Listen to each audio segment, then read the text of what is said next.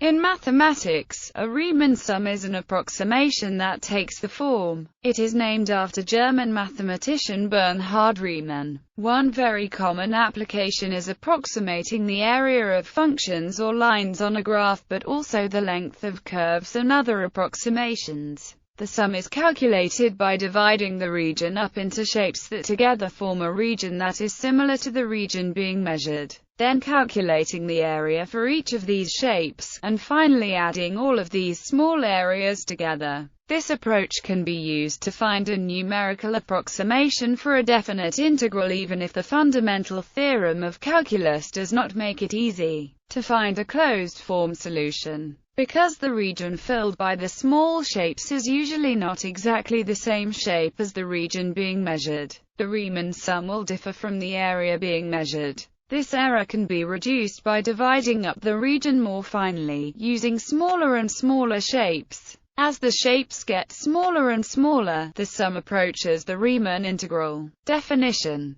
let f(dr) be a function defined on a subset D of the real line. Let I equals a, b be a closed interval contained in D, and let B a partition of I, where a Riemann sum of f over I with partition P is defined as. Notice the use of a instead of the in the previous sentence. This is due to the fact that the choice of in the interval is arbitrary. So for any given function f defined on an interval I and a fixed partition P, one might produce different Riemann sums depending on which is chosen, as long as holds true. Example: specific choices of give us different types of Riemann sums. If for all I, then S is called the left Riemann sum. If for all I, then S is called a right Riemann sum. If for all I, then S is called a middle Riemann sum. The average of the left and right Riemann sum is the trapezoidal sum. If it is given that,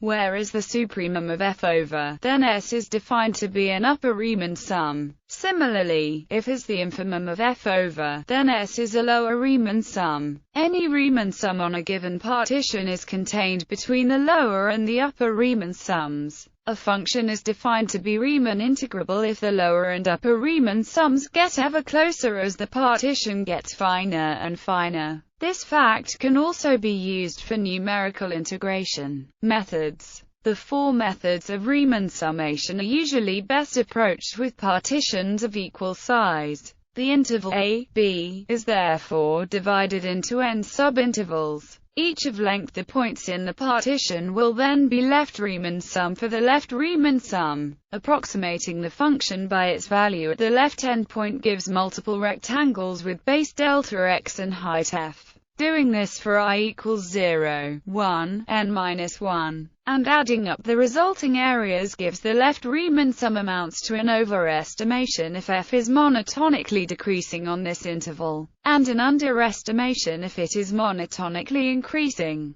Right Riemann sum f is here approximated by the value at the right endpoint. This gives multiple rectangles with base delta x and height f. Doing this for I equals 1, n, and adding up the resulting areas produces middle sum approximating f at the midpoint of intervals gives f for the first interval, for the next one f, and so on until f. Summing up the areas gives the error of this formula will be where is the maximum value of the absolute value of on the interval. Trapezoidal rule in this case. The values of the function f on an interval are approximated by the average of the values at the left and right endpoints. In the same manner as above, a simple calculation using the area formula for a trapezium with parallel sides b1, b2 and height h produces the error of this formula will be where is the maximum value of the absolute value of the approximation obtained with the trapezoid rule for a function is the same as the average of the left-hand and right-hand sums of that function. Example: taking an example, the area under the curve of y equals x2 between 0 and 2 can be procedurally computed using Riemann's method.